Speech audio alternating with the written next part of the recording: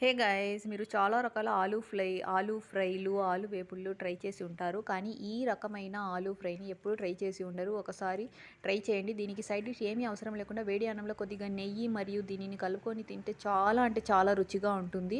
So దీనికోసము ఒక mixie jar తీసుకొని వెల్లుల్లి రెబ్బలు, ఎండుమిర్చి, ఎండు కొబ్బరి ముక్కలు, పుట్నాలు, జీలకర్ర, సాల్ట్ వేసి ఫైన్ పౌడర్గా గ్రైండ్ చేసి పక్కన పెట్టుకోండి. అలాగే ఆలూని పీల్ ఆఫ్ చేసి ఇలా చిన్న ముక్కలుగా కట్ చేసి పెట్టుకోండి. ఒక కడాయిలో డీప్ ఫ్రైకి సరిపడా ఆయిల్ని యాడ్ చేసి ఆయిల్ బాగా హీట్ అయ్యాక ఆలు ముక్కలను కూడా వేసి క్రిస్పీ అయ్యేంత వరకు వేయించుకోండి. అలాగే ఒక మీడియం సైజు ఉల్లిపాయను కూడా కట్ చేసి పక్కన పెట్టుకోండి. దీనిని కూడా అదే ఆయిల్లో వేసి కొద్దిగా మగ్గే వరకు మగ్గించుకోండి.